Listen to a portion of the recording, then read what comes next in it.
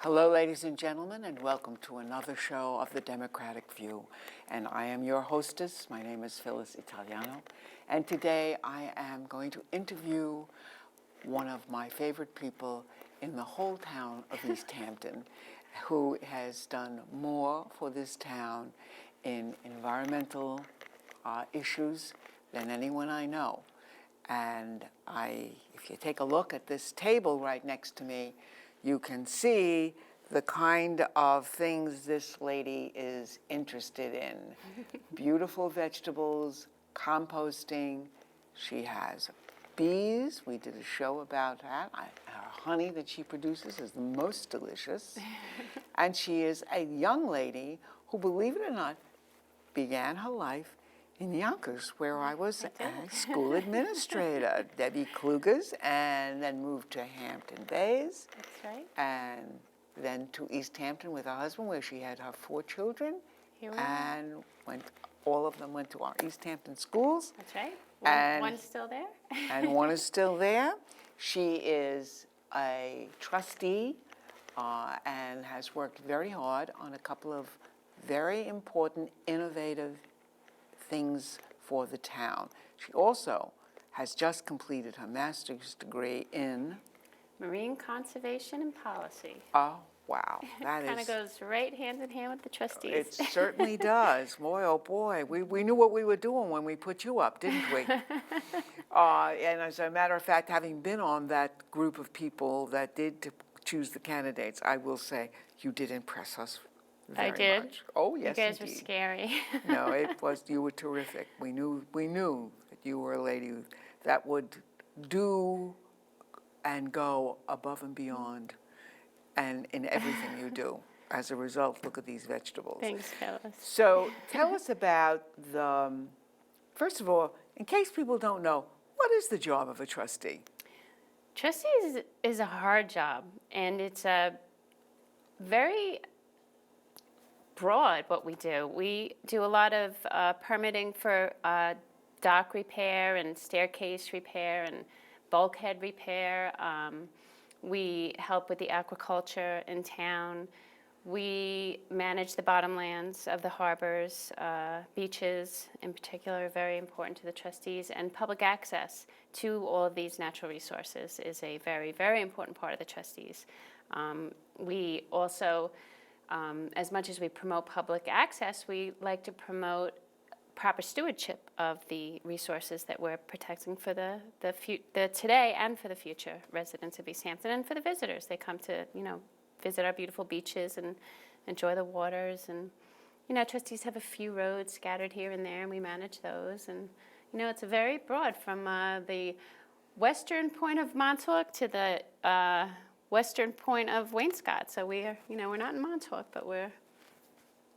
And when you use the term bottomlands of the harbors, I don't know what that means. The bottom, where the bottom is in the harbors. You mean where the boats are? No, the bottom of the waterways, and that's why the trustees are charged with the shellfish and such, because they live in the bottomlands, as opposed to the finfish that travel through. Okay. So more sedentary types of critters that is the trustees' jurisdiction. You mean like those things we call clams and oysters? Clams and oysters, absolutely. Oh, which I adore. Lots of stuff living out there. Yes. So tell us about the first grant that you got, and where did you get it from, and how did you find it, and what is it about? This wasn't really a trustee initiative. It was something that I've wanted to do for a while, and it's more of a partnership than a grant, because there wasn't any money changing hands. But it was a partnership with NOAA, National Fish and Wildlife, Covanta, which is an energy to waste facility. Let's see who else, Schneider Steel, and I brought in Gershow and the town of East Hampton. Gershow is a very large recycling company. So in a nutshell, there is a dumpster out at the Montauk Transfer Station, a 40-yard dumpster. It's giant, and all of the commercial fishermen can bring any of their unwanted or derelict fishing gear that they no longer need, and they can bring that all to the transfer station free of charge. And then once it's full, which I'm waiting for it to get filled up right now, I put a call into Washington, and they call Gershow, and they work it out with Covanta because they have to all coordinate, and they come and they pull it out of there free of charge to the town, and it goes up to Hempstead to a waste-to-energy facility where it becomes renewable energy. It gets squished up and turned into energy. So it's a good thing, and the fishermen can also bring in anything that they find at sea. If they pull up any nets or traps or pots or whatever, any stuff that they find, that's now they wonderful. know that they have a place to bring it, you know, because otherwise it would cost them a lot of money. You know, it's very heavy, and they'd have to pay a tipping fee and all this and that. So this is a good way for the fishermen to, you know, help get the marine debris out of the water, get the stuff out of their, you know, yards or their docks or whatever, and, you know, turn it into energy. Now, you know, when I've had fishing line that I have, you know, had to get rid of, and there were these little boxes in town for, The tubes looks kind of like a periscope. yeah. Yeah, I did that a couple of years ago. I thought you were responsible Yeah, for that. yeah. So you've had your finger in the pie for a long time. Yeah, I think so. You know, and it's again to help. I just have a real affinity for the oceans, and you know, to keep them a little bit less filled with our debris. You know, is a good goal that I'm trying to do. Debbie, I can't tell you how every time I put something in the garbage, and I do compost also everything of food waste. But when I put something in the garbage, I always think about how is this going to affect the ocean? I mean, it's like almost a religion with me. There's more plastic in the sea than plankton. I mean, and plankton has plastic in it they've dated it to be 50-year-old. So in today's plankton, they're finding plastics that are 50 years old. So this stuff is in the sea, it's in our ecosystem, it's working its way through the food web, and it's just really disturbing. But that's really depressing. I don't want to talk about that. Well, I want you to know I do recycle every single plastic bag, and any plastic bag I wash. Good and for you. reuse the See, that's Ziplocs again. helpful. Everyone can do that, And that's really and helpful. every other one, that I can't use, I take with me to the stores, and Yep. I deposit I think there. people are getting, you know, to be reversing the trend. Years past, and you know, in the 50s, prior to plastics, everyone brought their little bags, you know, and Yes. then it became the big plastic thing. And you know, plastic is made from petroleum-based products, I so know. it is a non-renewable, dwindling natural resource. And Yes. you know, to make plastic to throw it away is Maybe makes no someday we'll sense. have to go out and pick them up out of the sea and put them into. Well, As a yeah. matter of fact, I often think about the That's movie that my sister made in The Graduate, where one of them, some guy says to the Ben, you know, played by Dustin Hoffman, you want to know what to do now that you've graduated? I'm going to give it to you in one word: plastics. Right. And plastics Yeah. have become a very big thing. Yeah. Well. So now tell us also about the second new thing that you're working on. Well, we have brought Cornell Cooperative, the trustees have brought Cornell Cooperative Extension to East Hampton to bring us the Marine Meadows program. And that is where, they've been doing this for about 20 years now, doing a lot of eelgrass restoration. And our eelgrass has declined in the past 60, 70 years dramatically throughout the world, pretty much, you know, due to pollution, disease, and man, you know, interfering with it. So we've done, all across Long Island, we've been doing restoration efforts, and Stony Brook University just got a $3 million grant. I just got to give them a plug, because they are going to be restoring the Shinnecock Bay, using seaweeds and shellfish to restore the bays to their once productive state. So that's a real plus for not only Southampton, but we can learn from what they do and see how it goes, and I'm sure it will succeed. So Well, I'm really happy about that. also, you know, that terrible toxic. Yeah, there's a new red tide out in Noyak now. Yeah, it's just, it's just constant. And it was west of the Palmquag Bridge, which was Shinnecock Bay. Yeah, Shinnecock Bay was, the western Shinnecock was dead. And that's, common today in our planet, a lot of dead and dying waters. But good thing for James Simons, who did a matching grant, and I forget the other donor, but they're gonna restore the bay with the students, and it's a good thing. But back to the Cornell with the Marine Meadows, so they're gonna come on the trustees' largest clam contest, which is September 23rd at noon. And Cornell will be there, and our natural resource director will be there, and the classic boat people will be there, and the trustees will be there, and we're gonna have a largest clam contest, a chowder contest, and with the Marine Meadows, we're gonna first. I'll just back up a little bit. They've been doing temperature and light logging in Nabheg Harbor, and to pick a proper location, and they have. So what's going to happen is we're going to take harvest just a strand of eelgrass from here and here and here. Not to disturb one area, but so it will be native eelgrass from the harbor, and then they'll bring it, and the community will weave it into these mats. And then those woven mats will then get transplanted into this location that's been chosen, and in hopes that it will start a new eelgrass bed. And eelgrass is important for the finfish and the shellfish and stabilization of sediment. It also removes nutrients, which is why that they're doing it over in the Shinnecock. It removes the nutrients from our groundwater influx with the nitrogen and fertilizers on lawns and all that kind of thing. So it removes the nutrients and it puts oxygen back in the water as well. So it's really, really important.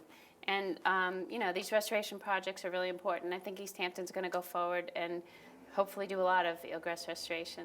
So that'll be good. I'm gonna come and I want to do it. So what should I wear? Whatever you want.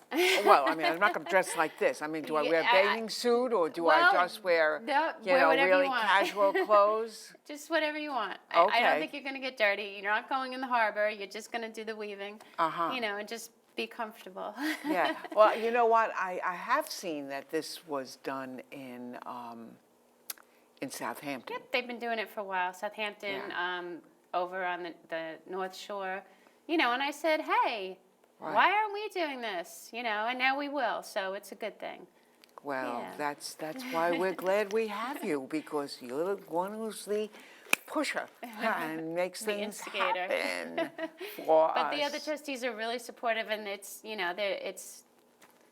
it's easy to work with them, so it's a good thing. So where is the clam contest held? Bluff Road at the trustee's office. There'll be a couple of tents up. Yeah, and and what time does it start? Starts at noon. Starts at noon. Yeah, and there'll That's be good. prizes for the largest clam. Kids and the adults, everyone gets prizes, and largest clam overall, and chowder prizes. And do you? So if anyone wants to donate prizes, call the trustee office 267-8688. So you have to say that a little slower. 268 is all I got. 267. 8688. 8688. The trustee office, if anyone wants to donate prizes for the contest, it would be greatly appreciated, and the winners would really like it. And I want to get back to that largest clam, because my son who clams, God did get a clam about this big. Whoa. But he put it in the freezer because he didn't know what to do. And that's not the way you do it. So how do you do it? Because I know they're going to go clamming. Well, you go clamming and you have a good time, and make sure you have your license. And Always. You've got your gauge. Always. And just bring your largest clam to the contest and see somebody said you go to one of the markets and you present the clam there and. No. Oh, no? No, you come to the trustee. Well, how do you keep it alive if you're... Clams can last a very long time. You put them in a cooler with some ice, and they kind of shut their shell and they seal it up tight, so they're gonna stay alive for quite a while, so I wouldn't really worry about it. Oh. Yeah, because whenever you buy clams, they're alive. You're not buying them dead. Oh, I know. Yeah, so they stay. I know. The ones that don't open are the ones you throw out. Or the ones that are open. Oh, yes, of course. Yeah. And I want to ask you another question, because I'm sure you're going to know it. And when can you start to harvest the oysters? I think it's year-round. That's what I Yeah. thought. But you have Because to, we had them. you have to watch the size, and Oh, the yes. locations. Oh, yes. You can go to the online to the trustees' website, which I don't know the web address, but you can go to our website and you'll find the shellfish guide, and that will tell you everything, in there that you need to know. You could download it, you could print it, or you could even go to the town and get it probably. But it's on our website. So tell us how you got all of this beautiful. All these veggies. I've got bees, and I must tell you that the bees are just, I think that they're really making a difference. I don't use any fertilizers, pesticides, herbicides, nothing. This is all just, What? water. You mean it's not genetically modified? I hope not. I mean, Oh, if Mitt the seed Romney won't is, like you. well, whatever. But what's interesting, you were talking about composting earlier. My compost, I have one in the front, one in the back, and my compost pile in the front, I have 6 avocado trees growing. I've got 2. Well, no, I think there's 6 of them. These giant somethings, I have no clue what they are. They're green and yellow. I've took pictures of them. I don't know what they are.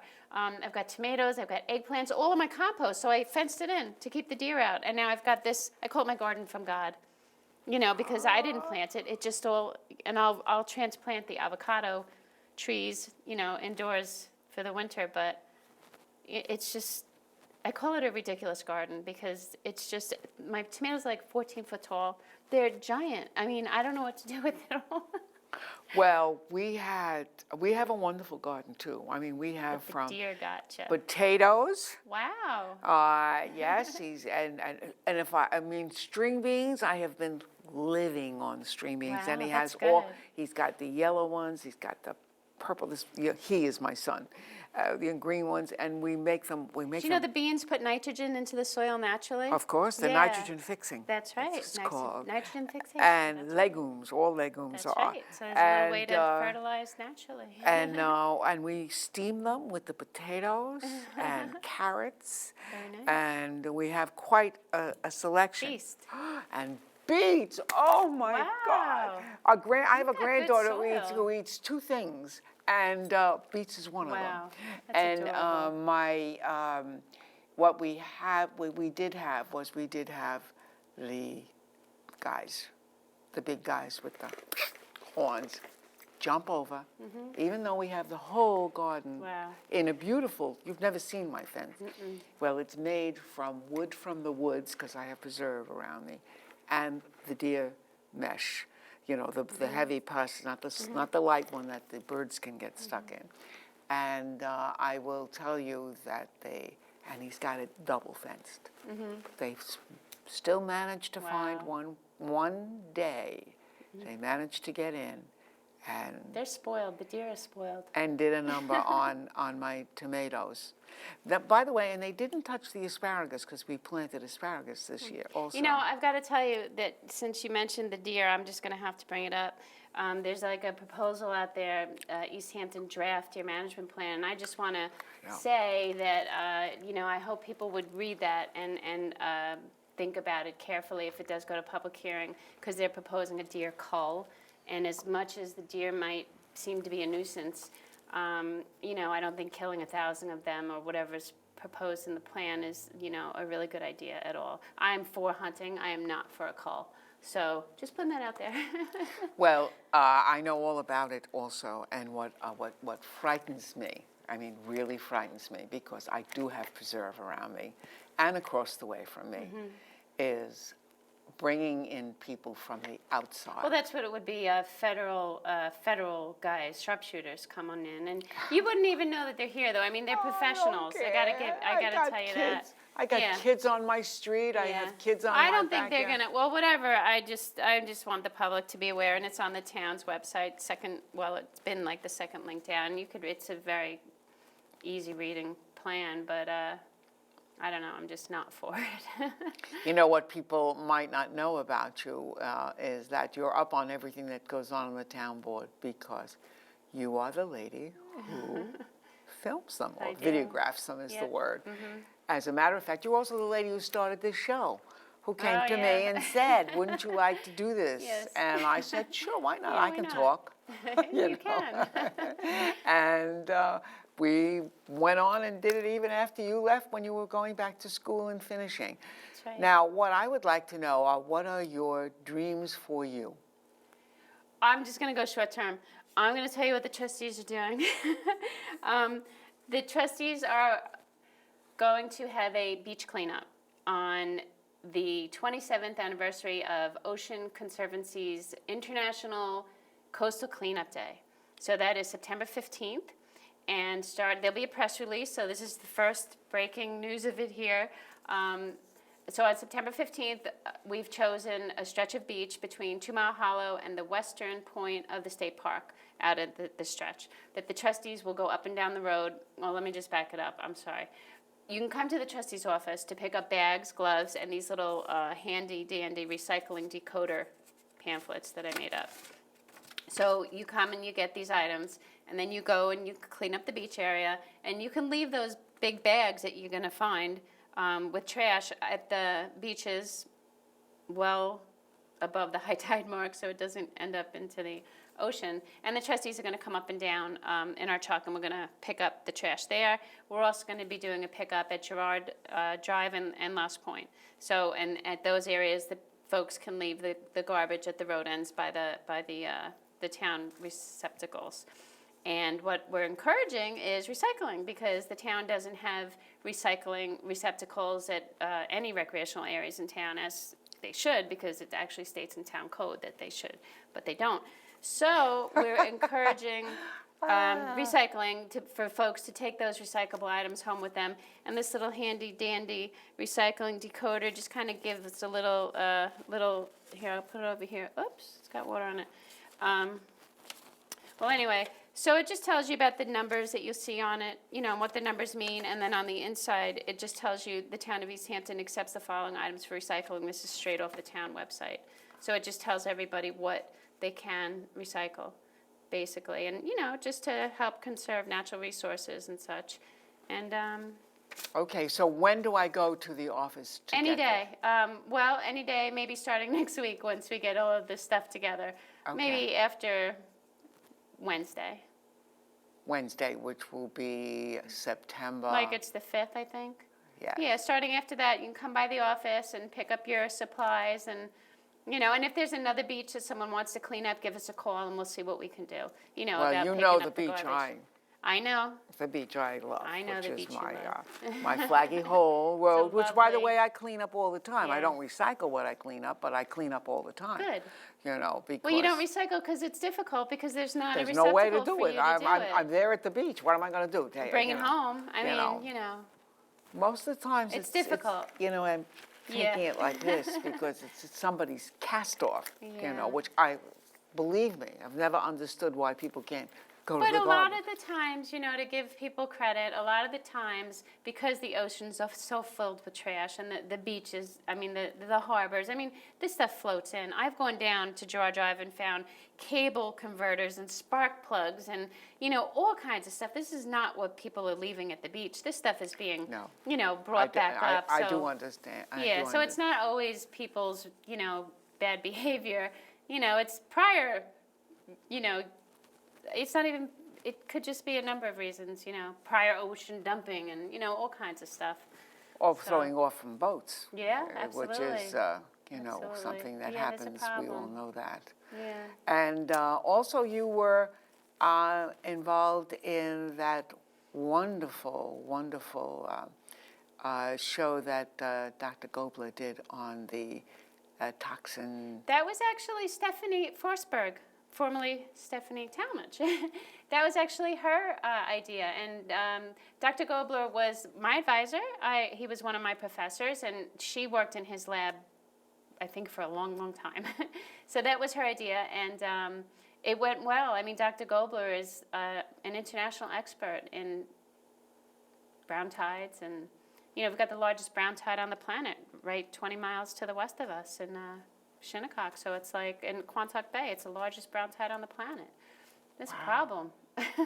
You know, so thank goodness that they got that money to, you know, be able to start remediating it, and remediating it naturally, you know, with shellfish and eelgrass and, you know, different kind of seaweeds that they're going to harvest and, you know, to remove the nutrients. So it's a really